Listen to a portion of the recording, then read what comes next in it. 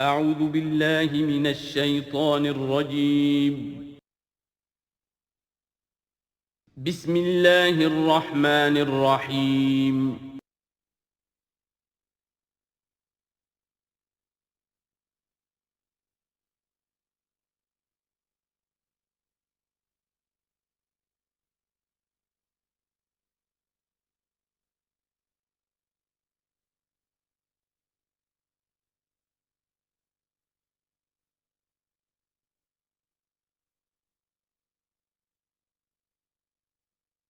الحمدللہ وکفا والصلاة والسلام علی عبادہ الذین اصطفیٰ، خصوصاً علی افضلہم وخاتم النبیین محمد الامین وعلی آلہ وصحبہ اجمعین. اما بعد فاعوذ باللہ من الشیطان الرجیم. بسم اللہ الرحمن الرحیم. وَإِذَا أُنزِلَتْ سُورَةٌ أَنْ آمِنُوا بِاللَّهِ وَجَاهِدُوا مَعَ رَسُولِهِ اسْتَأْذَنَكَ أُولُو الطَّوْلِ مِنْهُمْ وَقَالُوا ذَرْنَا نَكُن مَعَ الْقَاعِدِينَ رَضُوا بِأَنْ يَكُونُوا مَعَ الْخَوَالِفِ وَطُبِعَ عَلَى قُلُوبِهِمْ فَهُمْ لَا يَفْقَهُونَ. صدق اللہ العظیم. سورہ توبہ میں ابھی یہی منافقین کا بیان چل رہا ہے، اور جب کوئی صورت نازل ہوتی ہے کہ ایمان لاؤ اللہ پر اور جہاد کرو اس کے رسول کے ساتھ مل کر، استأذنک اولو الطول منہم، تو ان میں سے جو مقدرت والے ہیں، دولت والے ہیں، وسائل رکھنے والے ہیں، وہ بھی آپ سے آ کر رخصت مانگتے ہیں. وقالوا ذرنا نکن مع القاعدین، اور کہتے ہیں کہ ہمیں چھوڑ دیجئے، رہنے دیجئے، ایگزمپٹ کر دیجئے، ہم یہیں بیٹھ رہنے والوں میں شامل ہو جائیں. رضوا بأن یکونوا مع الخوالف، وہ اس پر راضی ہو گئے کہ پیچھے رہنے والی عورتوں میں شامل کر دیے جائیں. یعنی جنگ کرنا مردوں کا کام ہے، اور خواتین کو چونکہ پیچھے بچے اور خواتین ظاہر بات ہے کہ گھروں میں رہ جانے والے تھے، تو انہوں نے اپنے لیے یہ مقام پسند کیا. یہ ایک طرح کا ان پر طنز ہے. رضوا بأن یکونوا مع الخوالف وطبع علی قلوبہم فہم لا یفقہون، تو ان کے دلوں پر مہر کر دی گئی اور اب وہ سمجھ نہیں سکتے. لیکن الرسول والذین آمنوا معہ، اس کے برعکس اللہ کے رسول صلی اللہ علیہ وسلم اور جو لوگ ان کے ساتھ ایمان لائے، جاہدوا باموالہم وانفسہم، انہوں نے جہاد کیا اللہ کی راہ میں، اپنے اموال سے بھی، اپنی جانوں سے بھی. وَأُولَٰئِکَ لَهُمُ الْخَيْرَاتُ، یہ وہ لوگ ہیں جن کے لیے بھلائیاں ہیں، خوبیاں ہیں، نیکیاں ہیں، اچھا اجر ہے. وَأُولَٰئِکَ هُمُ الْمُفْلِحُونَ، اور یقیناً یہی لوگ ہیں فلاح پانے والے، آخری منزل مراد کو پا لینے والے. فلاح کے لفظ پر انشاءاللہ تفصیلی گفتگو جو ہے وہ سورہ مومنون کے شروع میں ہوگی. یہ ایک بڑی اہم اصطلاح ہے قرآن کی، میں نے اب تک اس کا ترجمہ بس اسی طریقے سے اسی لفظ کے ساتھ کیا ہے.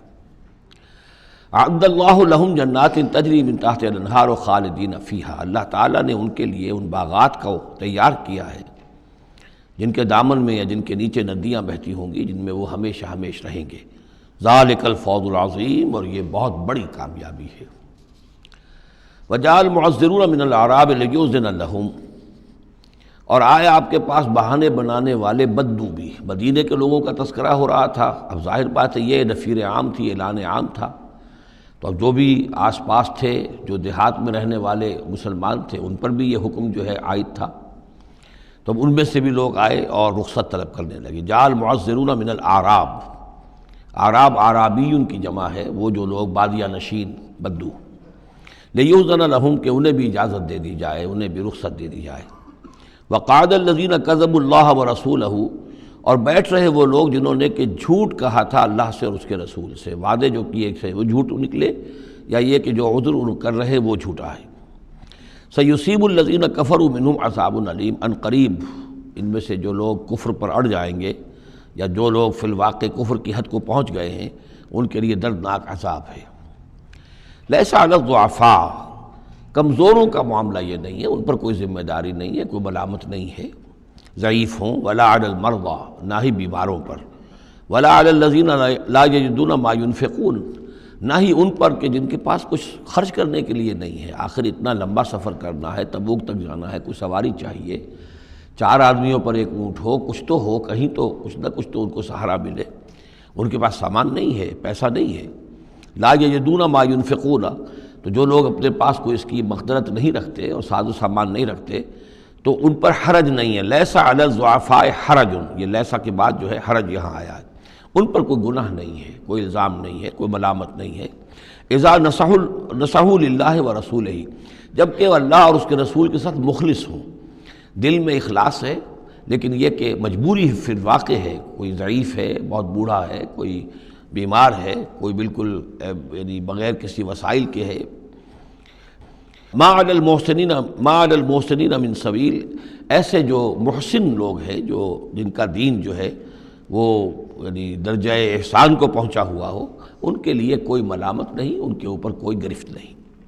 واللہ غفور الرحیم، اور اللہ غفور الرحیم ہے۔ ولا علی الذین اذا ما اتوک لتحملہم، اور نہ ہی ان پر کوئی الزام ہے یا ان پر کوئی گناہ ہے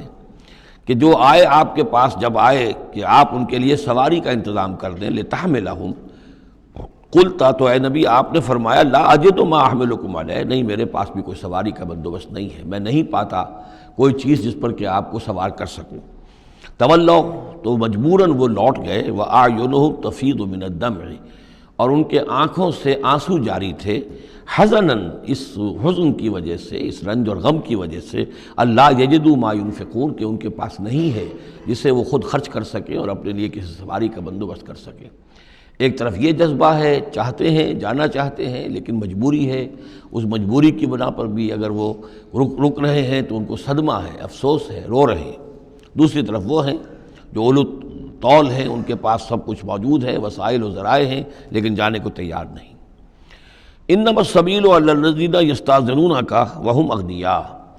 ملامت اور الزام تو ان لوگوں پر ہے کہ جو آپ سے رخصت مانگتے ہیں جبکہ وہ غنی ہیں، مالدار ہیں۔ رضوا بان یکونوا مع الخوالف، وہ راضی ہو گئے اس پر کہ وہ پیچھے رہنے والی خواتین ہی کے ساتھ ہو جائیں۔ وطبع اللہ علی قلوبہم، اللہ نے ان کے دلوں پر مہر کر دی، فہم لا یعلمون، اور اب وہ صحیح علم سے بے بہرہ ہو چکے ہیں۔ یعتذرون الیکم اذا رجعتم الیہم، اب یعتذرون چونکہ یہ فعل مضارع ہے تو یہ بھی ہو سکتا ہے کہ کر رہے ہیں، ترجمہ ہو کہ وہ اب بہانے بنا رہے ہیں یا عذر پیش کر رہے ہیں، اور یہ بھی کہ کریں گے۔ تو اس اعتبار سے یہ آیات یہ بھی ممکن ہے کہ اثناء سفر میں، واپسی کا جو سفر ہے تبوک سے، اس میں نازل ہوئی ہوں، اور یہاں پھر ہم مستقبل کے حوالے سے اس کا ترجمہ کریں گے، اور یہ بھی ہو سکتا ہے کہ مدینے واپس تشریف لانے کے بعد یہ آیات نازل ہوئی ہوں، تو اب حال میں اس کا ترجمہ ہوگا۔ بہانے بنائیں گے وہ لوگ کہ جن کی طرف کہ تم جاؤ گے لوٹ کر، یا بہانے بنا رہے ہیں تمہارے پاس آ کر وہ لوگ کہ جن کے پاس تم آ گئے ہو لوٹ کر، یہ دونوں ترجمے ممکن ہیں۔ قل لا تعتذروا، کہہ دیجئے یا کہہ دیجئے گا کہ اب بہانے مت بناؤ، کوئی عذر مت تراشو، کوئی لیم ایکسکیوزز پیش نہ کرو، لن نؤمن لکم، اب ہم تمہاری بات نہیں مانیں گے۔ قد نبأنا اللہ من اخبارکم، اللہ تعالیٰ نے ہمیں تمہاری خبروں سے پورے طور پر مطلع کر دیا ہے۔ پہلے تو معاملہ یہ تھا تبوک پر جانے سے قبل حضور کا معاملہ کہ وہ اپنی شرافت اور اپنی مروت کے اندر جس نے آ کر جو بات کہی تسلیم کر لی۔ اب چونکہ اس دوران میں یہ ساری آیات اتر چکی ہیں اور اللہ تعالیٰ نے جو کچھ ان کے اندر تھا چھپا ہوا وہ بھی کھول کر بیان کر دیا ہے، تو کہہ دیا گیا کہ اب آپ ڈنکے کی چوٹ کہہ دیجئے، لن نؤمن لکم، اب ہم تمہاری بات نہیں مانیں گے۔ قد نبأنا اللہ من اخبارکم، اللہ تعالیٰ نے تمہاری اخبار پر، تمہاری خبروں پر، تمہاری کیفیات پر ہمیں مطلع کر دیا ہے۔ وَسَيَرَ اللَّهُ عَمَلَكُمْ وَرَسُولُهُ، اب عنقریب مستقبل میں اللہ تعالیٰ تمہارے عمل کو دیکھے گا اور اس کا رسول بھی دیکھیں گے صلی اللہ علیہ وسلم، یعنی آئندہ اب تمہارا کیا ایٹیچیوڈ رہتا ہے۔ ثُمَّ تُرَدُّونَ إِلَىٰ عَالِمِ الْغَیْبِ وَالشَّہَادَةِ، پھر تمہیں لوٹا دیا جائے گا اس ہستی کی طرف جو کھلے اور چھپے کی جاننے والی ہے۔ فَيُنَبِّئُكُم بِمَا كُنتُمْ تَعْمَلُونَ، تو پھر وہ تمہیں جتلا دے گا جو کچھ کہ تم کرتے رہے تھے۔ سَيَحْلِفُونَ بِاللَّهِ لَكُمْ إِذَا انقلبتم، یہ یقیناً قسمیں کھا کھا کر، حلف اٹھا کر اللہ کا کہیں گے جب کہ تم ان کی طرف لوٹ جاؤ گے یا آ گئے ہو، الیہم لتعرضوا عنہم، تاکہ آپ اعراض کریں، تاکہ مسلمانوں ان کو چھوڑ دیں، ان سے کوئی باس پرس نہ کریں، انہیں کوئی صدا نہ دیں، اعراض کریں۔ فاعرضوا عنہم، ٹھیک ہے ان سے اعراض کرو، ان سے آپ توجہ جو ہے پھیر لیجئے۔ انہم رجس، یقیناً یہ لوگ ناپاک ہیں۔ ومأواہم جہنم، اور ان کا ٹھکانہ آگ ہے۔ جزاء بما کانوا یکسبون، بدلہ اس کا جو یہ کمائی انہوں نے کی ہے۔ یحلفون لکم لترضوا عنہم، یہ جو قسمیں کھا رہے ہیں مسلمانوں تمہارے پاس آ کر، اس لیے تاکہ تمہیں راضی کر لیں، تم ان سے راضی ہو جاؤ۔ اس لیے کہ ظاہر بات ہے کہ ایک معاشرہ تھا، مدینے میں رہتے تھے، ان کے بھائی بند تھے، ان کے دوست تھے، احباب تھے، اوس اور خزرج کے اندر رشتہ داریاں تھیں، تو اب بالکل آؤٹ کاسٹ ہو جانا معاشرے میں، تو ظاہر بات ہے کہ وہ پھر کوشش کرتے تھے کہ سارے مسلمان ہم سے بدظن نہ ہو جائیں، سب لوگ جو ہیں بدگمان ہو جائیں، تو ہم تو آؤٹ کاسٹ ہو جائیں گے، گویا کہ معاشرے میں اچھوت ہو جائیں گے۔ تو وہ آ کے لوگوں سے ملاقاتیں کر کر کے پھر ان کو بتاتے تھے کہ نہیں، ہمارا تو یہ عذر تھا، یہ مجبوری تھی، ہماری نیتوں پر شک نہ کرو۔ یحلفون لکم لترضوا عنہم، اے مسلمانوں یہ تمہارے سامنے قسمیں کھا کھا کر اپنے خلوص کا جو اطمینان تمہیں کرانا چاہ رہے ہیں، وہ اس لیے کہ تم ان سے راضی ہو جاؤ۔ فَإِن تَرْضَوْا عَنْهُمْ فَإِنَّ اللَّهَ لَا يَرْضَىٰ عَنِ الْقَوْمِ الْفَاسِقِينَ، تو اگر تم ان سے راضی ہو بھی گئے تو اللہ تعالیٰ ان نافرمانوں سے راضی ہونے والا نہیں ہے۔ الاعراب اشد کفرا ونفاقا، بدو لوگ جو ہیں دیہاتی بادیہ نشین، وہ کفر اور نفاق میں اور بھی زیادہ سخت ہیں۔ وَأَجْدَرُ أَن لَّا يَعْلَمُوا حُدُودَ مَا أَنزَلَ اللَّهُ عَلَيْهِ عَلَىٰ رَسُولِهِ، اور زیادہ لائق ہیں اس کے کہ ناواقف ہوں اس چیز کی حدود سے اور اس چیز کی تفاصیل سے کہ جو اللہ تعالیٰ نے اپنے رسول پر نازل فرمائی۔ یعنی مدینے والے تو پھر بھی حضور کی صحبت سے فیضیاب ہوتے ہیں، مختلف مواقع پر انہیں تعلیم کا سلسلہ حاصل ہے، جمعے کے خطبے ہوتے ہیں، حضور کا نصیحت کا معاملہ چلتا رہتا ہے، تو ظاہر بات ہے کہ جو لوگ ان چیزوں سے بھی محروم ہیں، بادیہ نشین ہیں، شاذ کبھی کوئی آیا مدینے میں تو حضور سے کی صحبت سے فیضیاب ہو گیا، لہذا فطری طور پر، معقول اور منطقی طور پر کفر اور شرک، کفر اور نفاق ان میں جو ہے وہ شدید تر ہے۔ واللہ علیم الحکیم، اور اللہ تعالیٰ سب کچھ جاننے والا اور کمال حکمت والا ہے۔ ومن الاعراب، اور ان بدوؤں میں سے وہ بھی ہیں، من یتخذ ما ينفق مغرما، کہ جو کچھ انہیں خرچ کرنا پڑتا ہے اسے وہ تاوان سمجھتے ہیں، یعنی زکوٰۃ ہے، عشر ہے، جو بھی اب ان کے اوپر عائد ہو گیا ہے، جو محصولات ہیں اسلامی نظام کے، اب یہ چونکہ ان کو دینے پڑ رہے ہیں، پہلے تو کوئی نظام ایسا تھا نہیں، تو یہ ان کو ایسے محسوس کرتے ہیں جیسے کوئی تاوان ہو۔ وَيَتَرَبَّصُ بِكُمُ الدَّوَائِرَ، اور وہ منتظر ہیں کہ کوئی گردش زمانہ آئے اور یہ جو حکومت قائم ہوئی ہے مدینے میں، جس کی وجہ سے ہمیں یہ سب کچھ کرنا پڑ رہا ہے، کوئی اس کے اندر تبدیلی پیدا ہو جائے، وہ حکومت ختم ہو جائے۔ علیہم دائرۃ السوء، اصل میں بری گردش خود ان کے اوپر مسلط ہے، یعنی جو منافقت ہے جو ان کے دلوں کے اندر، وہ ہے اصل برائی کے جو ان پر مسلط ہے۔ واللہ سمیع علیم، اور اللہ سب کچھ سننے والا اور جاننے والا ہے۔ وَمِنَ الْأَعْرَابِ مَن يُؤْمِنُ بِاللَّهِ وَالْيَوْمِ الْآخِرِ، اور اعراب سب کے سب ویسے نہیں ہیں، بلکہ ان میں سے ایسے بھی ہیں، من الاعراب، انہی بدوؤں میں وہ بھی ہیں، من یؤمن باللہ والیوم الآخر، جو ایمان رکھتے ہیں اللہ پر، یوم آخر پر، ویتخذ ما ینفق، اور جو چیز بھی وہ خرچ کرتے ہیں اللہ کی راہ میں اس کو سمجھتے ہیں قربات عند اللہ، کہ اللہ تعالیٰ کے قرب کا ذریعہ ہوگا، تقرب الی اللہ کا ذریعہ بن جائے گا، ہمارا یہ صدقہ، ہمارا یہ خیرات، ہمارا یہ دین کے لیے انفاق جو ہے، یہ اللہ تعالیٰ سے ہمیں قرب عطا کرے گا۔ وصلوات الرسول، اور رسول صلی اللہ علیہ وسلم کی طرف سے عنایتیں ہوں گی اور ان کی دعائیں ہمارے شامل حال ہو جائیں گی۔ گویا کہ صاحب ایمان بھی تھے ان بدوؤں میں، سب کے سب منافق ہی نہیں تھے۔ الا انہا قربۃ لہم، آگاہ ہو جاؤ، ہاں ان کا یہ انفاق، اللہ کی راہ میں خرچ کرنا، یقیناً ان کے لیے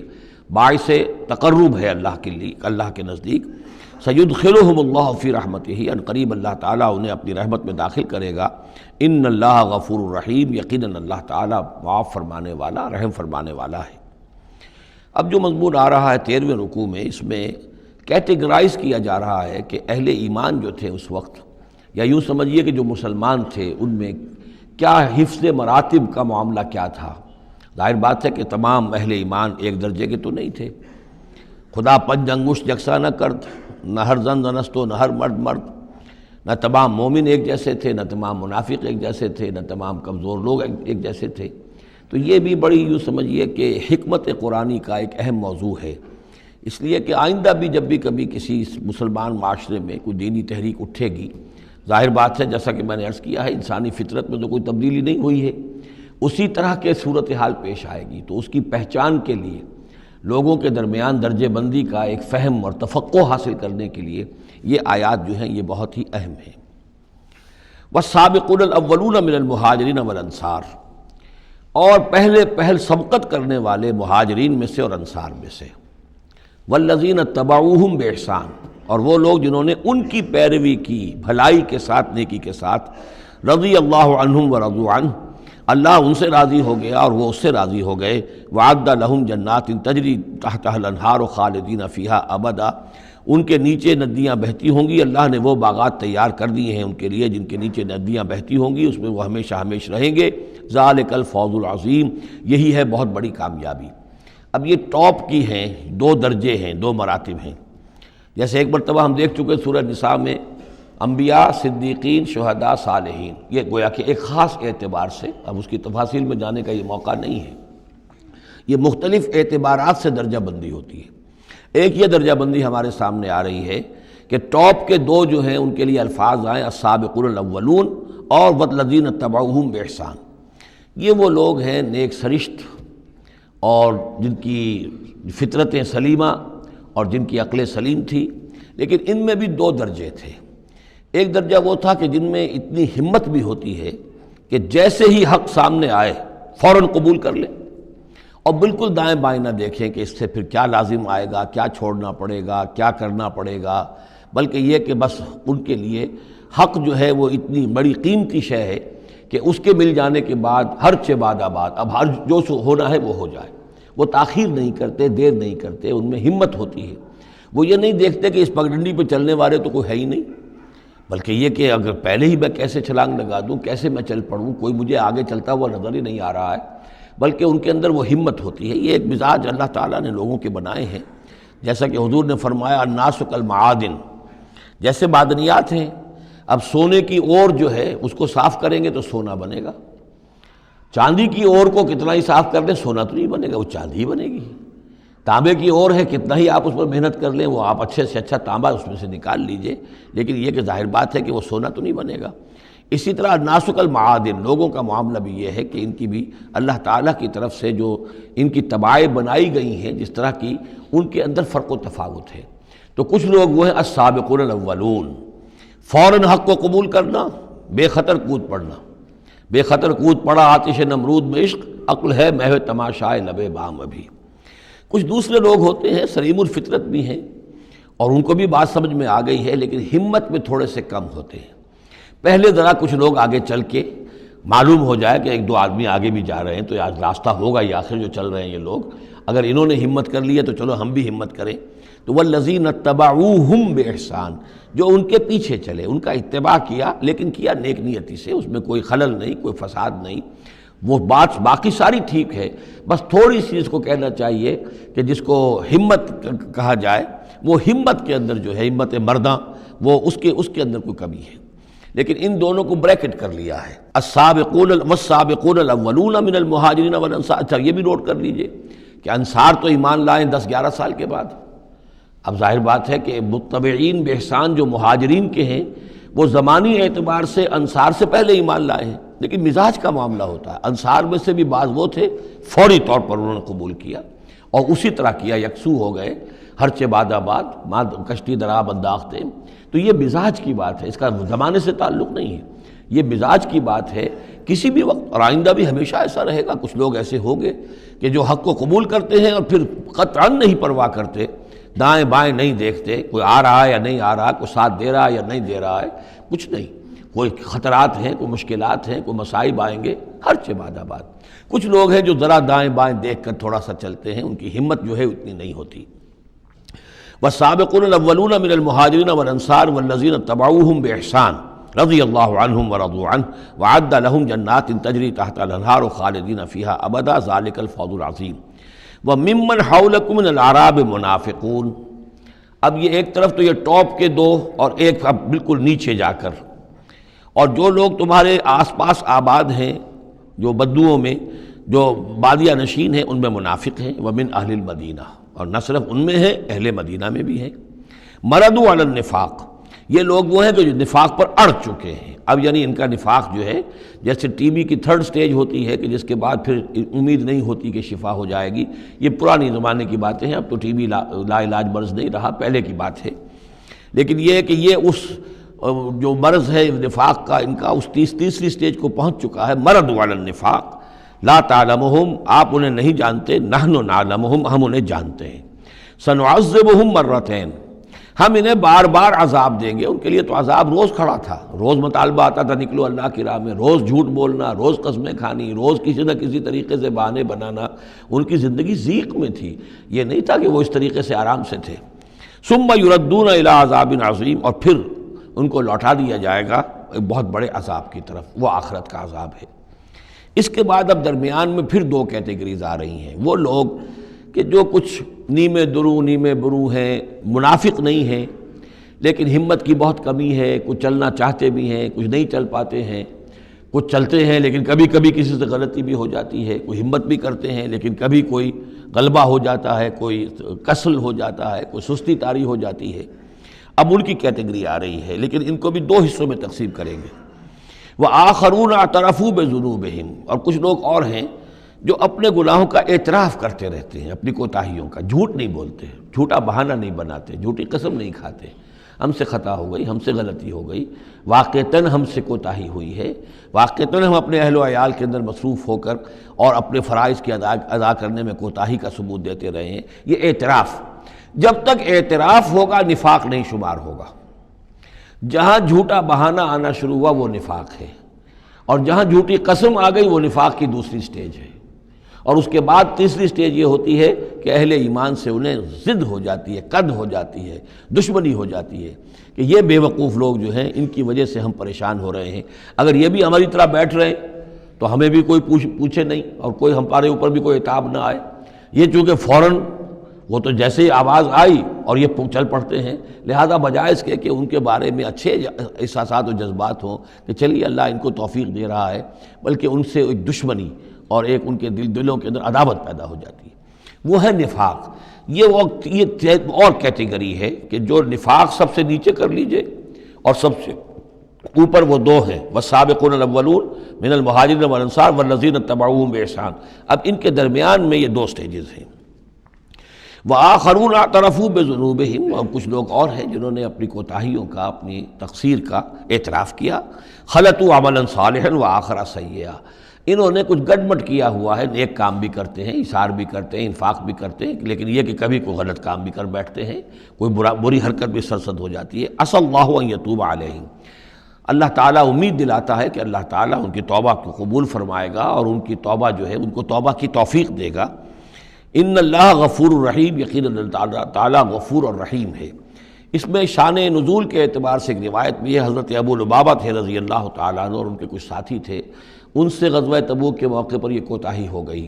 کہ کسل کی وجہ سے اور مال اور دنیا میں اپنے مصروفیات اور مشاغل کی وجہ سے نہیں جا سکے، لیکن یہ ہے کہ ان کو شدید فوراً ہی احساس ہو گیا کہ ان سے تو بہت بڑی غلطی ہوئی ہے، بڑی خطا ہو گئی ہے، بڑی کوتاہی ہوئی ہے،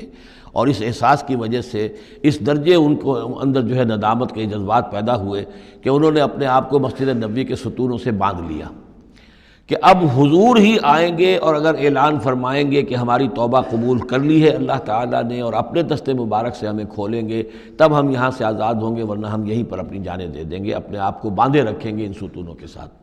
پھر حضور واپس تشریف لائے ہیں اور یہ آیات جب نازل ہوئیں، عسى اللہ ان یتوب علیہم، اللہ تعالیٰ ان قریب، یا اللہ توقع ہے اللہ ان کی توبہ قبول فرمائے گا، تب حضور نے آ کر انہیں کھولا اور انہیں یہ خوشخبری دی کہ ان کی توبہ جو ہے اللہ نے قبول کر لی ہے۔ یہ وہی بات ہے جو سورہ نساء میں بھی ہم پڑھ چکے ہیں، ثم یتوبون من قریب، وہ لوگ انما التوبۃ علی اللہ للذین یعملون السوء بجہالۃ ثم یتوبون من قریب،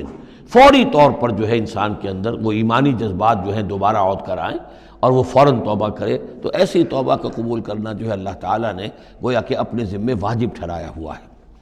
البتہ یہ کہ پھر ان کے بارے میں خاص طور پر یہ حکم ہوا، خذ من اموالہم صدقۃ، روایت میں تو یہ آتا ہے کہ وہ خود بھی لے کر آئے تھے مال کہ یہ اللہ تعالیٰ کے جو ہماری توبہ قبول کی ہے تو ہم یہ اس کے شکرانے کے طور پر اللہ کی راہ میں یہ مال پیش کرتے ہیں اپنا، لیکن یہ کہ یہ قاعدہ کلیہ بھی ہے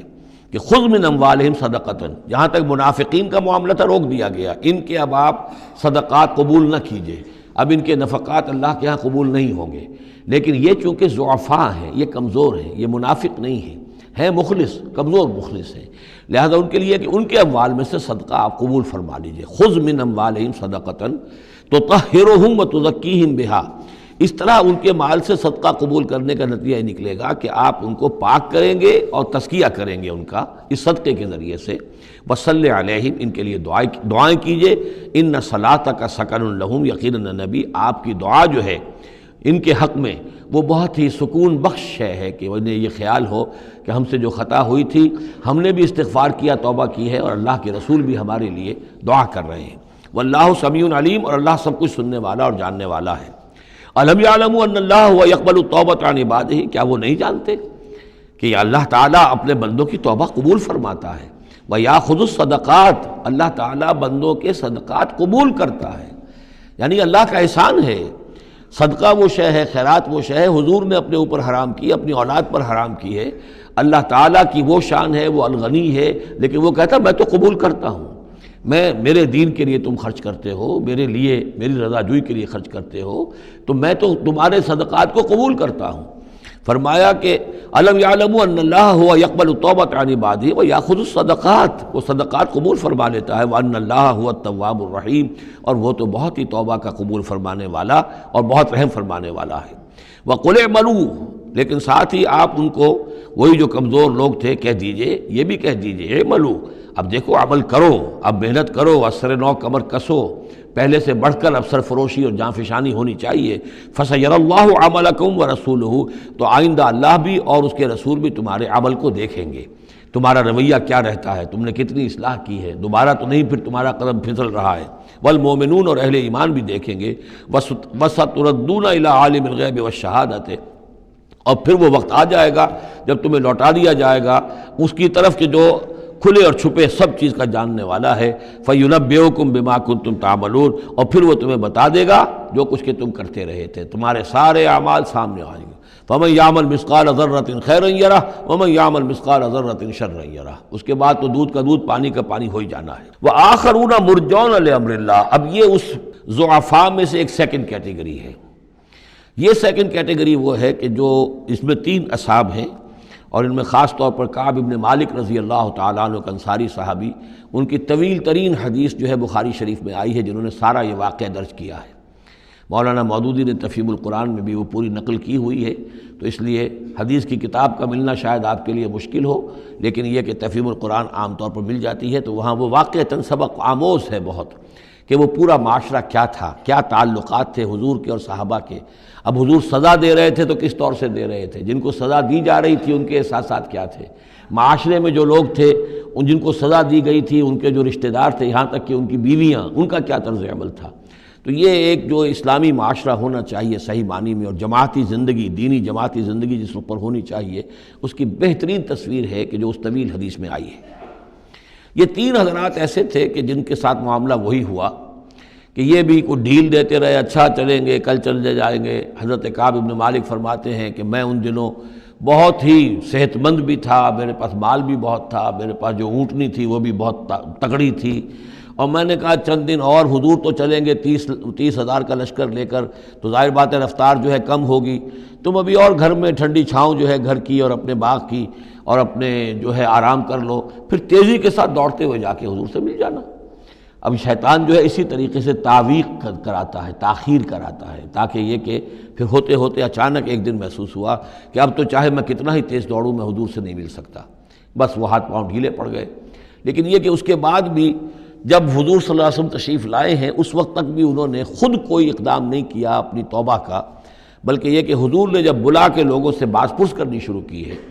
تو جو منافق آتے تھے وہ قسمیں کھا جاتے تھے، حضور کسی کی بات مان لیتے تھے، جو بھی تھی بات. جب ان کی باری آئی تو حضور مسکرائے. حضور کو معلوم تھا کہ یہ ظاہر بات ہے کہ کعب ابن مالک جو ہے منافقین میں سے نہیں ہے. فرمائیے آپ کا مسئلہ کیا ہوا تھا؟ انہوں نے صاف کہہ دیا کہ حضور یہ لوگ جو جھوٹی قسمیں کھا کھا کر بچ گئے ہیں آپ کے ہاں سے، مجھے بھی اللہ نے زبان دی ہے، میں بھی بہت سے جھوٹی باتیں بھی کہہ سکتا ہوں، لیکن صحیح بات یہ کہ کوئی عذر نہیں ہے میرے پاس. میں جتنا ان دنوں صحت مند تھا اتنا کبھی صحت مند نہیں تھا، جتنا ان دنوں غنی تھا اتنا کبھی غنی نہیں تھا، میرے پاس کوئی عذر نہیں ہے سوائے اس کے کہ شیطان مجھے ورغلاتا رہا. تو حضور کو نے پھر ان کو، اور ان کے ساتھ 2 اور ساتھی تھے، ایسے 3 کا معاملہ یہ تھا، تو انہیں ایک سزا دی گئی، اور سزا مقاطعے کی تھی، سوشل بائیکاٹ، کوئی ان سے بات نہ کرے. وہ ان کے اوپر 50 دن جو گزرے ہیں، گھر میں ان کی بیوی ان سے بات کرنے کو تیار نہیں ہے. پوچھا گیا کہ میں بیوی یہاں پر میں رکھوں یا نہ رکھوں. بیوی نے آ کر کہا بوڑھے آدمی ہیں, کوئی ان کی خدمت کرنے والا نہیں ہے, کہ رہ سکتی ہو. لیکن شاید انہوں نے بعد میں اپنی بیوی کو بھی بھیج دیا تھا, اس لیے کہ کسی کے پاس جاتے تھے کہ اللہ کے بندے تمہیں تو معلوم ہے کہ میں منافق نہیں ہوں, میں مسلم ہوں, اور تم مجھ سے بات نہیں کرتے ہو. تو وہ جواب دیتے تھے مسلمان اللہ و رسولہ عالم, اللہ اور اس کے رسول کو زیادہ بہتر معلوم ہے, اور منہ موڑ کر چلے جاتے تھے. تو یہ وہاں کا معاشرہ جو ہے اس کے اندر جو نظم تھا, ضبط تھا, کہ ہمارے نبی نے چونکہ انہیں سزا دی ہے لہذا اب ان سے کوئی کلام نہیں کرے گا. اسی میں وہ واقعہ بھی پیش آیا, چونکہ 50 دن کا لمبا معاملہ تھا, کہ ملک غسان کا جو ہے ان کے پاس ایک آ گیا ایلچی, اور اس کا خط اس نے دیا, اور اس میں یہ لکھا ہوا تھا کہ ہمیں معلوم ہے تمہارے ساتھی تم پر بڑا ظلم کر رہے ہیں, تمہارے صاحب جو ہے یعنی حضور صلی اللہ علیہ وسلم, تم تو بڑے شریف آدمی ہو, اور تم بڑے اپنی قوم کے جو ہے وہ بہت سربراہ لوگوں میں سے ہو, تم ایسے تو نہیں ہو کہ تمہیں اس طرح ذلیل کیا جائے, تم ہمارے پاس آؤ, ہم تمہیں اپنے یعنی اونچے درجے دیں گے اپنے دربار میں. تو انہوں نے کہا یہ اور مصیبت آئی, اور وہ خط لے کر پھاڑا اور تنور کے اندر پھینک دیا. ورنہ یہ کہ اگر ذرا سی بھی کوئی کمزوری ہوتی تو یہ کہ اس شیطان نے اس کمزوری کو ایکسپلائٹ کرنے کا بھی اتنا بڑا جو ہے داؤ کھیلا تھا. بہرحال ان کا ذکر ہے یہ. وآخرون مرجون لامر اللہ, اور کچھ اور ہیں کہ جن کے معاملے کو مؤخر کر دیا گیا ہے اللہ کے حکم سے. اما یعذبہم, اللہ چاہے گا تو انہیں عذاب دے گا, و اما یتوب علیہم, اور چاہے گا تو ان کو بھی توبہ کی توفیق دے گا یا ان کی توبہ قبول فرما لے گا. واللہ علیم حکیم, اور اللہ علیم اور حکیم ہے. ان کا ذکر جو ہے پھر بعد میں آئے گا, کچھ عرصے کے بعد گویا کہ وہ آیات نازل ہوئیں کہ جن میں ان کی توبہ بھی بعد میں قبول ہو گئی. لیکن 50 دن کا بڑا سخت سوشل بائیکاٹ. والذین اتخذوا مسجدا ضرارا وکفرا وتفریقا بین المؤمنین وارصادا لمن حارب اللہ ورسولہ من قبل, اور وہ لوگ کہ جنہوں نے ایک مسجد بنائی ہے ضرار کے طور پر, زدم زدہ, ضرر سے ضرار باب مفعلہ ہے, وکفرا, اور کفر کے لیے, وتفریقا بین المؤمنین, اور اہل ایمان میں تفریق پیدا کرنے کے لیے, وارصادا لمن حارب اللہ ورسولہ, اور ان لوگوں کو گھات فراہم کرنے کے لیے, جائے پناہ دینے کے لیے کہ جو اللہ اور اس کے رسول سے جنگ کر رہے ہوں, من قبل, جو کہ اس سے پہلے سے اللہ اور اس کے رسول سے جنگ کر رہے تھے. یہ مسجد ضرار بنائی تھی منافقین نے مدینہ کے اندر, اور مسجد قباء کے قریب کے علاقے ہی میں تھی یہ. اور یہ اصل میں اس کے پیچھے ایک شخص تھا ابو عامر راہب, خزرج کا یہ شخص تھا, اور یہ شخص بھی ویسے بڑا عالم شخص تھا, اور یہ عیسائی ہو گیا تھا اور راہب ہو گیا تھا. جیسے کہ ورقہ ابن نوفل تھے, وہ قرشی تھے, لیکن وہ بھی ان کی طبیعت سلیم تھی, عقل سلیم اور فطرت سلیمہ کی روشنی میں انہوں نے بھی اس وقت پھر بت پرستی چھوڑ کر اور عیسائیت اختیار کر لی تھی. کان یکتب التوراۃ بالعبرانیہ, اور اتنے بڑے عالم تھے کہ تورات عبرانی زبان میں لکھا کرتے تھے. تو اس حوالے سے اسی طرح کی ایک پیرلل شخصیت یہ ہے, ابو عامر خزرج کے تھے یہ. لیکن یہ شخص جو ہے راہب بنا, لیکن اس کو معاملہ برعکس ہوا. ورقہ ابن نوفل نے تو حضور کی تصدیق کی جب حضرت خدیجہ رضی اللہ تعالی عنہا لے کر گئی ہیں حضور کو, ان کا کہ یہ وہی ناموس ہے جو موسیٰ اور عیسیٰ پر آیا تھا, اور اللہ کرے کہ میں اس وقت تک زندہ رہوں جب کہ آپ کی قوم آپ کو یہاں سے نکال دے گی. تو حضور حیران ہوئے, ابا مخرجیہم, کیا یہ لوگ مجھے یہاں سے نکال دیں گے؟ تو ان کا کہ ہاں یہ معاملہ ایسا ہی ہے جس کے ساتھ بھی ہوا ہے, پھر اس کی قوم نے اس کے ساتھ دشمنی کی ہے. تو برعکس رویہ یہ تھا اس کا ابو عامر خزرجی کا کہ یہ جو ہے حضور کا شدید ترین دشمن ہو گیا. بدر کی شکست جب ہو گئی کفار کو, تو پھر یہ مکے ہی میں جا کر آباد ہو گیا, اور وہاں یہ سازش کرتا رہا. اور یہ فوج جو ابو سفیان لے کر آئے احد میں, اس کے پیچھے بھی اس کی سازش کار فرما تھی, اور احد میں ساتھ آیا مشرکین کے. اور وہاں آ کر اس نے مسلمانوں کے جب لشکر آمنے سامنے ہوئے تھے دامن احد میں, تو اس نے باہر نکل کر تقریر کی تھی انصار مدینہ پر جو بھی اثرات اس کے تھے قدیم کے نیک آدمی تھا, عالم آدمی تھا, زاہد آدمی تھا, راہب تھا.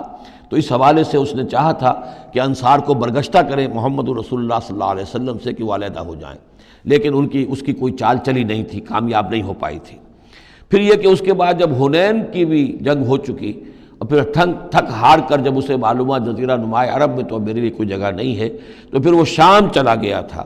شام میں مقیم رہ کر اس کا سلسلہ جنبانی جاری تھا مدینے کے منافقین کے ساتھ, اور وہاں سے اس نے انہیں حکم دیا کہ ایک مسجد بناؤ, ہو ذرا مدینے سے باہر, تاکہ جو بھی ہمارے سازشی عناصر ہیں وہ وہاں جمع ہو سکیں. یہ آپ کہیں گے مسجد ہے, یہ تو ہم مسجد میں نماز پڑھنے کے لیے جمع ہوتے ہیں,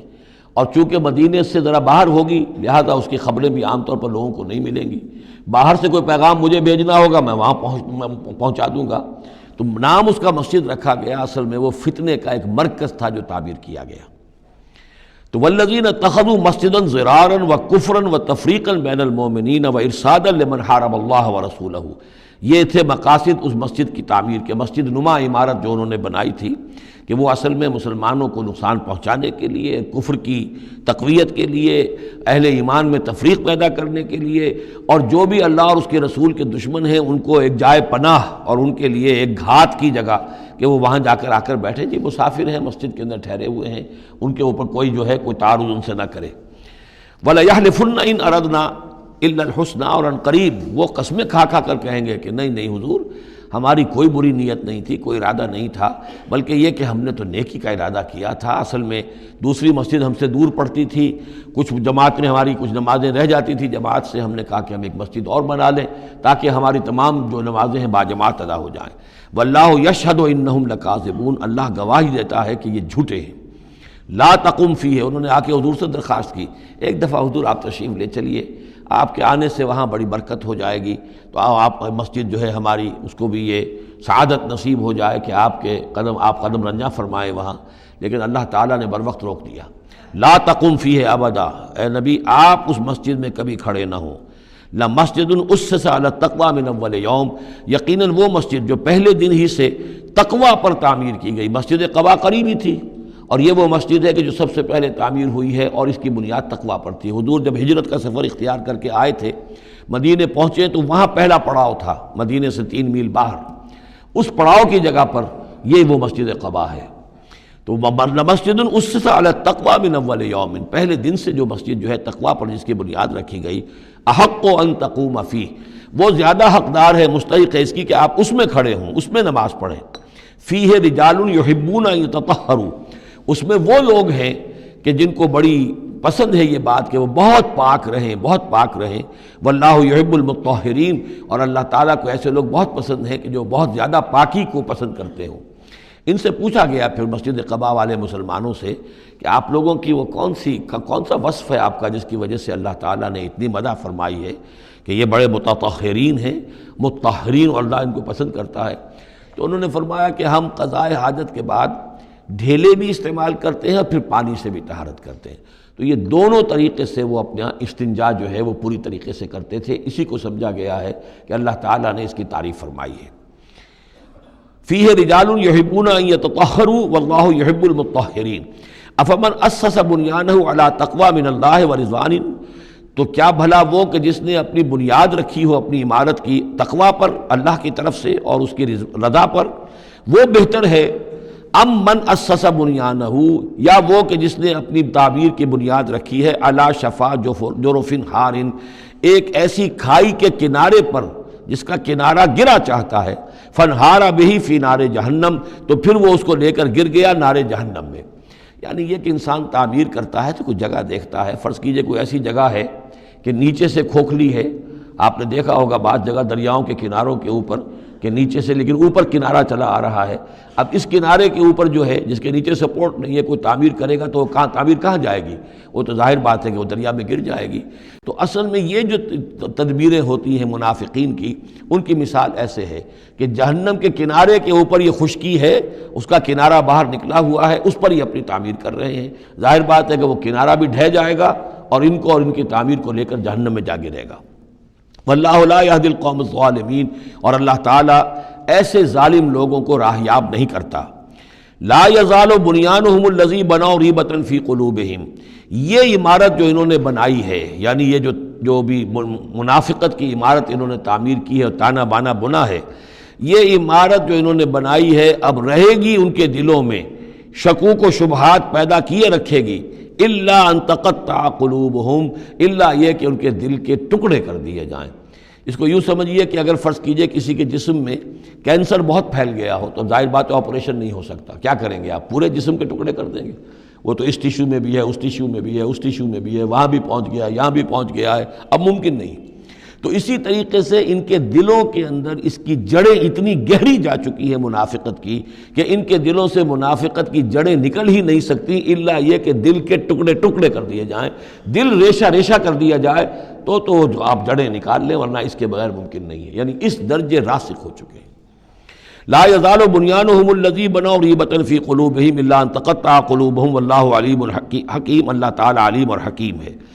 ان اللہ اشترى من المؤمنین انفسهم واموالهم بان لهم الجنہ، یہ دو آیات پھر بہت اہم آ گئی ہیں۔ یقیناً اللہ نے خرید لی ہے اہل ایمان سے ان کی جانیں بھی اور ان کے مال بھی، اس قیمت پر کہ ان کے لیے جنت ہے۔ یقاتلون فی سبیل اللہ، یہ ہے بیع و شراء جو ایک صاحب ایمان کی اللہ کے ساتھ ہو جاتی ہے۔ ان اللہ اشترى، صاحب ایمان بیچتا ہے، اللہ خریدتا ہے۔ ان اللہ اشترى من المؤمنین انفسهم واموالهم بان لهم الجنہ یقاتلون فی سبیل اللہ، وہ جنگ کرتے ہیں اللہ کی راہ میں، فیقتلون ویقتلون، تو قتل کرتے بھی ہیں قتل ہوتے بھی ہیں۔ 70 قتل کر دیے انہوں نے قرشی میدان بدر میں، 70 شہید ہو گئے دامن احد میں۔ وعد اللہ علیہ حقا، وعدن علیہ حقا، یہ وعدہ اللہ کے ذمے ہے، ثابت ہے، پختہ ہے، قائم ہے، یعنی جنت انہیں اللہ دے کر رہے گا۔ اس میں اصل میں جو بین السطور کہیے یا جو چیز پس منظر میں ہے وہ یہ ہے کہ ایک سودا ہوتا ہے نقد، آپ نے مال دیا اور قیمت لے لی، بات ختم ہو گئی۔ یہ جو اللہ کے ساتھ سودا ہے یہ ادھار ہے، یہاں سب کچھ لگا دو، خرچ کر دو، جان مال تن من دھن لگا دو، آخرت میں ملے گی جنت۔ جنت یہاں نہیں ہے، جنت وہاں ہے۔ تو چونکہ ادھار کا سودا ہے اس پر دل میں کچھ نہ کچھ دغدغہ رہتا ہے۔ نو نقد نہ تیرا ادھار والی جو مثال ہے کہ 9 نقد نہ تیرا ادھار، ادھار کی 13 سے بہتر ہے کہ 9 جو نقد ملتے ہیں وہ لے لیے جائیں۔ تو اس حوالے سے جو ہے انسانی کمزوری بربنائے طبع بشری اس کے اندر ایک دغدغہ رہتا ہے، اس کو اب کس زور کے ساتھ اس کی نفی کی جا رہی ہے۔ وعدن علیہ حقاً، کوئی شک نہ کرو یہ وعدہ ہے اس کے ذمے حق ثابت، فی التوراۃ والانجیل والقرآن، اور اللہ کی طرف سے اس وعدے کی توثیق 3 دفعہ ہو چکی ہے، تورات میں ہوئی، انجیل میں ہوئی، قرآن میں ہوئی۔ ومن اوفی بعہدہ من اللہ، اور اللہ سے بڑھ کر اپنے عہد کا وفا کرنے والا کون ہوگا؟ فاستبشروا ببیعکم الذی بایعتم بہ، پس خوشیاں مناؤ، جشن مناؤ اس بیع پر جو تم نے کی ہے۔ اب یہاں ایک لفظ اور آ گیا، بایعتم بہ، آپس میں جو سودا کیا ہے۔ مبایعت باب مفاعلہ، باع یبیع بیچنا، یہ ثلاثی مجرد ہے، اور یہ جو ہے بیعت بنتی ہے بایع یبایع، آپس میں کوئی سودا کر لینا۔ تو فاستبشروا ببیعکم الذی بایعتم بہ، بس خوشیاں مناؤ اس بیع پر جس کا سودا تم نے اپنے اللہ سے کیا ہے۔ یہیں سے لفظ بیعت نکلا ہے۔ بیعت کیا ہے؟ ایک بندہ اللہ کے حوالے کرتا ہے اپنے آپ کو، لیکن چونکہ اللہ تعالیٰ تو سامنے خود موجود نہیں ہے، اس وقت اللہ کے رسول تھے، تو بیعت ہو رہی ہے اصل میں تو اللہ سے، بیع اللہ سے ہے اور بیعت رسول اللہ سے ہو رہی ہے صلی اللہ علیہ وسلم۔ دست مبارک اللہ کا نہیں ہے بلکہ اللہ کے رسول کا ہے۔ البتہ ایک جگہ ہم جا کر دیکھ لیں گے کہ فرمایا گیا کہ ایک تیسرا ہاتھ اور بھی ہے، انویزیبل ہاتھ، غیر مرئی ہاتھ اللہ کا بھی ہے، ید اللہ فوق ایدیہم، اللہ کا ہاتھ ان کے ہاتھوں کے اوپر ہے۔ تو یہ بیع ہے، یہ سودا ہے، یہ ایمان کا لازمی تقاضا ہے۔ ان اللہ اشتری من المؤمنین انفسهم واموالهم بان لهم الجنہ یقاتلون فی سبیل اللہ فیقتلون ویقتلون وعدا علیہ حقا فی التوراۃ والانجیل والقرآن ومن اوفی بعہدہ من اللہ فاستبشروا ببیعکم الذی بایعتم بہ وذلک هو الفوز العظیم۔ اور یہی ہے بہت بڑی کامیابی۔ اللہ تعالی ہم میں سے ہر ایک کو یہ توفیق دے کہ اللہ کے ساتھ یہ بیع و شراء ہم کریں، اللہ کے ساتھ سودا کریں اور اللہ تعالیٰ کے ہاتھ اپنے جانیں اور مال بیچ دیں۔ اب اس کا جو ظہور ہوگا انسانی شخصیت میں وہ کیا ہے؟ یہ آیت بھی بڑی ہی گمبھیر اور بڑی جامع آیت ہے، بہت جامع آیت ہے۔ اس میں 9 الفاظ آئے ہیں، التائبون العابدون الحامدون السائحون الراکعون الساجدون الآمرون بالمعروف والناہون عن المنکر والحافظون لحدود اللہ وبشر المؤمنین۔ توبہ کرنے والے، اللہ کی پرستش اور بندگی کرنے والے، اللہ کی حمد اور تعریف کرنے والے، دنیاوی آسائشوں سے لا تعلق رہنے والے، سائحون پچھلے زمانے میں ہوتا تھا بنباس لینے والے، چلے جانے والے، شہروں کو چھوڑ کر چلے جاتے تھے لوگ جنگلوں کے اندر، لیکن ہمارے ہاں اسلام میں اب سیاحت نہیں رہی ہے، رہبانیت ختم کر دی گئی ہے۔ البتہ روزے داروں پر اطلاق ہوتا ہے، مہاجرین پر، مجاہدین پر جو اللہ کی راہ میں نکلے ہوتے ہیں وہ بھی گویا کہ ان کے مشابہ ہو جاتے ہیں۔ لا رہبانیت فی الاسلام الا الصوم، لا رہبانیت فی الاسلام الا الجہاد فی سبیل اللہ۔ الراکعون رکوع کرنے والے، الساجدون سجدہ کرنے والے، اور پھر تین الفاظ وہ ہیں کہ جو ایک عملی جد و جہد، باقی سارے اوصاف تو اپنے ہیں، ذاتی ہیں، لیکن اس سے جو متعدی ہونا ہے، معاشرے کے ساتھ انہیں جو معاملہ کرنا ہے، جو بھی اب اس دعوت و تحریک کے لیے جو عمل کرنا ہے، الامرون بالمعروف نیکی کا حکم دینے والے، والناہون عن المنکر بدی سے روکنے والے، اور سب سے زیادہ جامع لفظ آیا حافظون لحدود اللہ، اللہ کے حدود کی حفاظت کرنے والے، گویا کہ خدائی فوجدار بن کر کھڑے ہو جانے والے کہ یہ اللہ کے حدود ہیں، ہم پامال نہیں کرنے دیں گے، ہم انہیں توڑنے نہیں دیں گے۔ یہ ہے وہ در حقیقت کے جو منہج انقلاب نبوی کے ضمن میں اس دور میں جو ایک اجتہاد کی ایک ضرورت ہے کہ جو بھی آخری مرحلہ ہوگا جبکہ وہ سارے مراحل طے ہو چکے ہوں تو اس میں نہی عن المنکر بالید، کہ ہم حدود اللہ کو اب نہیں ٹوٹنے دیں گے اور ہم پوری طاقت کے ساتھ حفاظت کریں گے اللہ کی حدود کی، اور جو بھی منکرات ہیں ان کو روکیں گے۔ وبشر المؤمنین، اور اے نبی ان اہل ایمان کو آپ بشارت دے دیجئے، اللہم ربنا اجعلنا منہم۔ ما کان للنبی والذین آمنوا ان یستغفروا للمشرکین ولو کانوا اولی قربی، اور یہ نبی کے لیے اور نہ ہی اہل ایمان کے لیے یہ روا ہے کہ وہ استغفار کریں، بخشش چاہیں مشرکین کے لیے، خواہ وہ ان کے قرابت دار ہوں، ولو کانوا اولی قربی من بعد ما تبین لہم، اس کے بعد کہ ان کے لیے یہ بات واضح ہو چکی ہو انہم اصحاب الجحیم، کہ وہ لوگ جہنمی ہیں۔ وما کان استغفار ابراہیم لابیہ الا عن موعدۃ وعدہا ایاہ، اور نہیں تھا استغفار کرنا ابراہیم کا اپنے والد کے حق میں مگر ایک وعدے کی بنیاد پر کہ جو انہوں نے اس سے کیا تھا جب گھر سے نکالا ہے باپ نے، یہ ہم سورہ مریم میں پڑھیں گے، تو اس وقت وعدہ کر کے نکلے تھے ساستغفر لک ربی انہ کان بی حفیہ، وہ وعدہ نبھاتے رہے، اور وہ نبھاتے اس لیے رہے کہ امید تھی کہ جب تک وہ زندہ تھا باپ کہ شاید اللہ تعالیٰ اس کو ہدایت دے دے اور یہ ایمان پر آ جائے، لیکن جب اس کی موت واقع ہو گئی تو انہوں نے استغفار بند کر دیا، اس لیے کہ اب ثابت ہو گیا کہ وہ در حقیقت کفر کے اوپر اڑا رہا، اور موت جب واقع ہو گئی تو اب تو توبہ کا دروازہ بند ہو چکا۔ فلما تبین لہ انہ عدو للہ، اور جب ان پر یہ بات روشن ہو گئی، واضح ہو گئی کہ وہ تو اللہ کا دشمن ہے، تبرأ منہ، تو ان سے تبری کیا، ان سے اعلان بیزاری کر دیا۔ ان ابراہیم لأواہ حلیم، یقیناً ابراہیم تو بہت نرم دل تھے اور بہت ہی حلیم الطبع تھے۔ وما کان اللہ لیضل قوما بعد اذ ھداھم، اور یہ اللہ کی شان نہیں ہے، اللہ کا یہ طریقہ نہیں ہے کہ وہ کسی قوم کو گمراہ کر دے اس کے بعد کہ انہیں ہدایت دی ہو، حتی یبین لہم ما یتقون، جب تک کہ واضح نہ کر دے جس چیز سے بچنا چاہیے۔ یعنی جب تک یہ آیت قرآن میں نہیں اتری تھی، اگر کسی مسلمان نے اپنے کسی مشرک باپ یا ماں کے لیے دعا کی ہے تو اللہ نے اس کے لیے معافی کا اعلان کر دیا کہ چونکہ اس بات سے ابھی تک تمہیں آگاہ نہیں کیا گیا تھا کہ اہل ایمان کے لیے روا نہیں ہے کہ مشرکین کے لیے استغفار کریں، تو جب تک یہ حکم نہیں آ گیا تھا جو بھی اگر کسی نے کیا ہے تو اللہ تعالیٰ اس پر کوئی باس پرس نہیں کرے گا۔ ما کان اللہ لیضل قوما بعد اذ ھداھم حتی یبین لہم ما یتقون، جب تک کہ واضح نہ کر دیا جائے کہ ان چیزوں سے آپ کو بچنا ہے۔ ان اللہ بکل شیء علیم، یقیناً اللہ تعالیٰ ہر شے کا جاننے والا ہے۔ ان اللہ لہ ملک السماوات والارض، یقیناً اللہ ہی کے لیے ہے آسمان اور زمین کی بادشاہی، یحیی و یمیت، وہی زندہ رکھتا ہے، وہی موت وارد کرتا ہے۔ ما لکم من دون اللہ من ولی ولا نصیر، اور تمہارے لیے کوئی نہیں ہے، کوئی نہ حمایتی اور نہ کوئی مددگار اللہ کے سوا۔ لقد تاب اللہ علی النبی والمہاجرین والانصار، اللہ تعالیٰ مہربان ہوا، شفقت فرمائی اللہ تعالیٰ نے اپنے نبی پر بھی صلی اللہ علیہ وسلم، والمہاجرین اور مہاجرین پر، والانصار اور ان انصار پر، الذین اتبعوہ فی ساعۃ العسرۃ، جنہوں نے ان کا ساتھ دیا، ان کی پیروی کی، ان کا اتباع کیا بڑی مشکل وقت میں۔ یہ اسرہ جو ہے اس کو کہا جاتا ہے تبوک کو جیش الاسرہ، بہت ہی تنگی تھی، راشن کی بہت کمی تھی، بھوک کا معاملہ، قحط کا معاملہ، بہت سخت آزمائش تھی جو اللہ تعالیٰ نے اس وقت مسلمانوں کی ہے۔ لیکن جن لوگوں نے ساتھ دیا، ثابت قدم رہے، ان کے لیے اب یہ کہ اللہ تعالیٰ کی طرف سے اعلان عام ہو رہا ہے، لقد تاب اللہ علی النبی والمہاجرین والانصار الذین اتبعوہ فی ساعۃ العسرۃ من بعد ما کاد یزیغ قلوب فریق منہم، اس کے بعد کہ ان میں سے ایک گروہ کے دل میں کچھ کجی آنے بھی لگی تھی، پر بنائے طبع بشری کہیں نہ کچھ کمزوری، جیسے کہ غزوہ احد میں بھی بنو حارثہ اور بنو سلمہ کے بارے میں عارضی طور پر تھوڑی سی کمزوری آ گئی تھی۔ ثم تاب علیہم، پھر اللہ تعالیٰ نے ان پر توجہ فرمائی، عنایت فرمائی، انہ بہم رؤوف الرحیم، یقیناً وہ ان کے حق میں بہت مہربان ہے، رحم فرمانے والا۔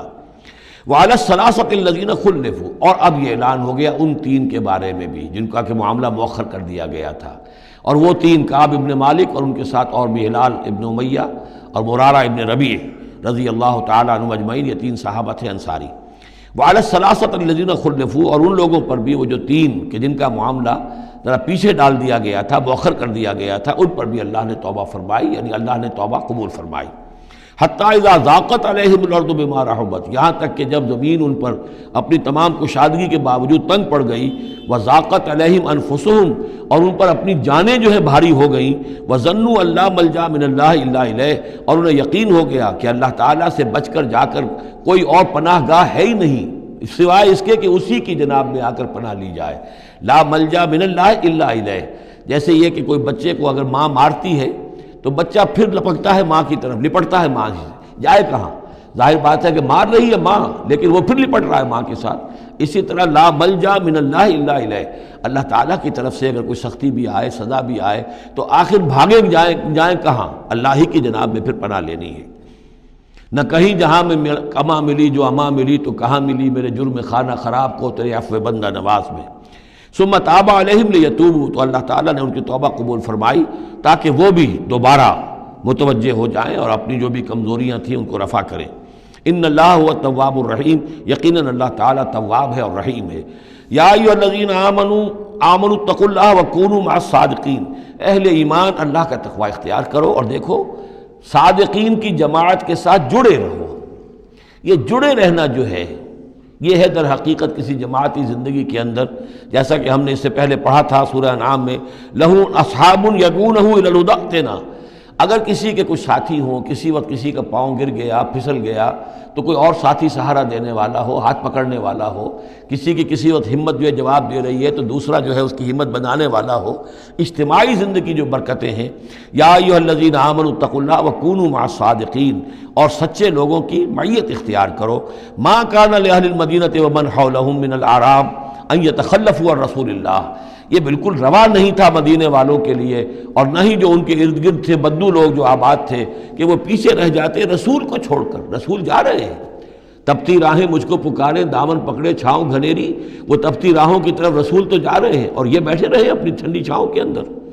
وَلَا يَرْغَبُوا بِأَنفُسِهِمْ عَن نَفْسِهِ، اور نہ ان کے لیے یہ روا تھا کہ وہ نبی کی جان سے بڑھ کر اپنی جان کی فکر کرتے، اپنی جان کی پرواہ کرتے، اپنی آسائش اور اپنی حفاظت اور اپنی عافیت جو ہے اس کی فکر کرتے۔ ذَلِكَ بِأَنَّهُمْ لَا يُصِيبُهُمْ ظَمَأٌ، یہ اس لیے کہ انہیں نہ تو آتی کوئی بھوک پیاس لگتی، ولا نصب، نہ کوئی ان کے اوپر تکان طاری ہوتی، ولا مخمصۃ، نہ کبھی انہیں فاقے کی تکلیف گوارا کرنا پڑتی فی سبیل اللہ، اللہ کے راہ میں، ولا یطعون موطئا، اور نہ ہی وہ قدم رکھتے کسی جگہ پر یغیظ الکفار، جس سے کہ کفار کو جو ہے کے دلوں میں آگ لگے، ولا ینالون من عدو نیلا، اور نہ وہ لیتے اپنے دشمن سے کچھ بھی، کوئی بازی حاصل کرتے، کچھ پاتے، کچھ اس سے فتح حاصل کرتے، الا کتب لہم بہ عمل صالح، مگر یہ کہ ہر اس فعل کے ساتھ ساتھ ان کے اعمال میں عمل صالح نیکیوں کا اندراج ہوتا رہتا۔ چاہے کبھی بھوک لگتی، کبھی پیاس لگتی، کبھی کوئی اور تکلیف ہوتی، کہیں چلنا پڑتا، اس کی مشقت ہو جاتی، تکان ہو جاتی، کہیں دشمن سے کوئی غضب پہنچا کر اہل ایمان کو لیے کوئی نفع حاصل کر لیا جاتا، جو بھی ہوتا یہ سب کا سب ان کے نامہ اعمال میں نیکیوں کی صورت میں درج ہوتا چلا جاتا۔ ان اللہ لا یضیع اجر المحسنین، یقیناً اللہ تعالیٰ محسنوں کے اجر کو ضائع نہیں کرتا۔ ولا ينفقون نفقة صغیرة ولا کبیرة، اور نہ ہی وہ خرچ کرتے کوئی نفقہ، کوئی انفاق چھوٹا ہو یا بڑا، ولا یقطعون وادیا، اور نہ طے کرتے کوئی وادی الا کتب لہم، مگر یہ کہ وہ لکھ لی جاتی، ان کے سارے نامہ اعمال کے اندر یہ سارے اعمال درج ہو جاتے، لیجزیہم اللہ احسن ما کانوا یعملون، تاکہ اللہ تعالیٰ انہیں بدلہ دیتا بہت ہی عمدہ اس کا کہ جو وہ کرتے رہے ہیں۔ وما کان المؤمنون لینفروا کافہ، اور اہل ایمان کے لیے یہ بات تو ممکن نہیں ہے کہ وہ سب کے سب نکل آئیں۔ اب یہ در حقیقت حل بتایا جا رہا ہے، چونکہ یہ بات سامنے آ چکی ہے کہ جو لوگ بدو ہیں، بادیہ نشین ہیں، وہ کفر میں اور نفاق میں زیادہ سخت ہیں، ان کو حضور کی صحبت سے فائدہ نہیں پہنچ رہا، استفادہ نہیں کر پاتے۔ اب کیا کیا جائے، اس کا حل کیا ہو؟ یہ تو ممکن نہیں ہے کہ سارے بادیہ نشین آئیں اور مدینے میں آباد ہو جائیں۔ ما کان المؤمنون لینفروا کافہ، سب کے سب اپنے اپنے علاقوں کو چھوڑیں اور آ جائیں مدینے میں، تو اب کیا شکل ہوگی؟ فلولا نفر من کل فرقۃ طائفۃ منہم طائفۃ، تو کیوں نہ نکلے ہر ایک جماعت میں سے ایک گروہ، ایک حصہ، لیتفقہوا فی الدین، وہ آئیں حضور کی خدمت میں رہیں، تفقہ فی الدین حاصل کریں، دین کا فہم، دین کی سمجھ حاصل کریں، وَلَيُنذِرُوا قَوْمَهُمْ إِذَا رَجَعُوا إِلَيْهِمْ، اور پھر جب جائیں اپنی قوم کی طرف واپس تو اپنی قوم کو بھی خبردار کریں، لَعَلَّهُمْ يَحْذَرُونَ، تاکہ وہ بھی بچیں۔ یعنی یہ ایک ہدایت کر دی گئی کہ اب تمام لوگ جو ہیں اس طریقے سے نظام بنایا جائے کہ لوگ آیا کریں گروہ در گروہ، اور یہاں مدینے میں حضور کے پاس قیام کریں، ان کی تربیت ہو، تعلیم ہو، ان کو سمجھایا جائے، سکھایا جائے، پڑھایا جائے، پھر وہ جائیں اور اپنے اپنے علاقوں میں جا کے لوگوں کے اندر اسی تعلیم کو عام کریں۔ یا ایھا الذین آمنوا قاتلوا الذین یلونکم من الکفار، اہل ایمان جنگ کرو ان کافروں سے جو تمہارے ساتھ ملحق ہیں۔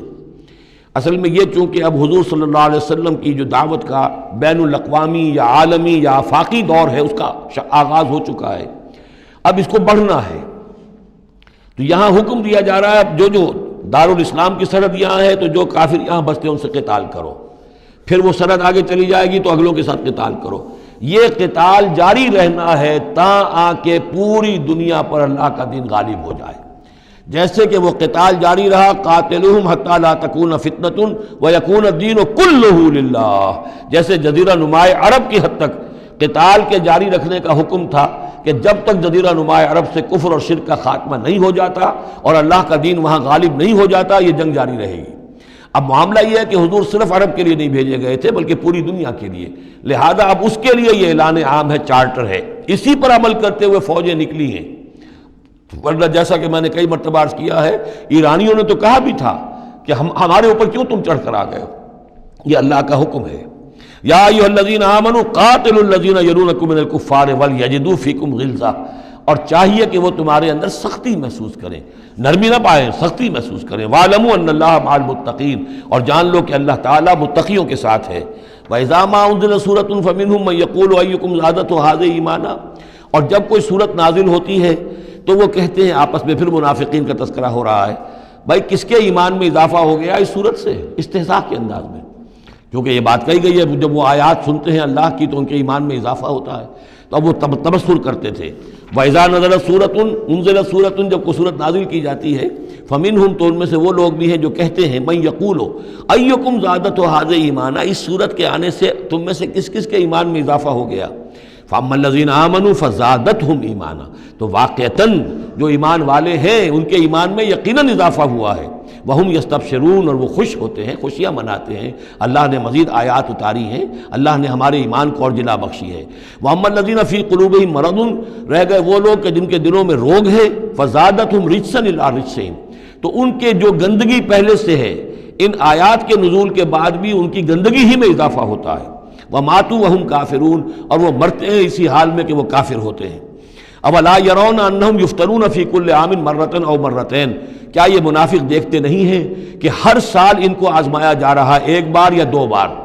کوئی نہ کوئی مرحلہ آ جاتا ہے ہر سال، کوئی قتال کا مرحلہ آ گیا، کوئی اور آزمائش آ گئی۔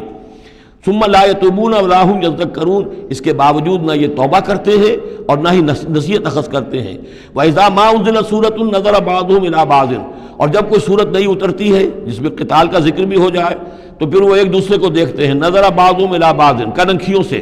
آنکھوں میں اشارے کرتے ہیں، هل يراكم من احد، تمہیں کوئی دیکھ تو نہیں رہا؟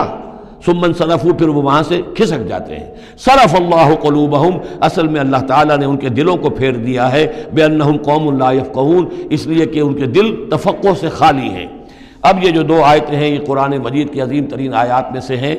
لقد جاءکم رسول من انفسکم، لوگوں دیکھو آ گیا ہے تمہارے پاس ہمارا رسول صلی اللہ علیہ وسلم، تم ہی میں سے ہے، انسان ہے، بنی نوع بشر میں سے ہے، عزیز علیہ ما عنتم، اور مسلمانوں جو تم پر کوئی بات مشکل کی ہوتی ہے وہ ان پر بھی بڑی بھاری گزرتی ہے، حریص علیکم، تمہارے حق میں بہت حریص ہیں، سارے خیر، ساری خوبیاں، ساری بھلائیاں اللہ تمہیں دے دے، بالمومنین رؤوف الرحیم، اور اہل ایمان کے حق میں وہ شفیق بھی ہیں، رحیم ہیں، مہربان ہیں۔ فَإِن تَوَلَّوْا، پھر بھی اگر وہ منہ پھیر لیں، فَقُلْ، تو اے نبی کہہ دیجئے، حسبی اللہ، میرے لیے اللہ کافی ہے، لا الہ الا ہو، اس کے سوا کوئی معبود نہیں، علیہ توکل، تو میں نے اس پر توکل کیا ہے، وہو رب العرش العظیم، اور وہ بہت بڑے عرش کا رب ہے، وہ عرش جو اس کا ہمارے تصور کے اندر آ ہی نہیں سکتا، رب العرش العظیم، بڑے عرش والا مالک ہے۔ بارک اللہ لی ولکم فی القرآن العظیم ونفعنی وإیاکم بالآیات والذکر الحکیم۔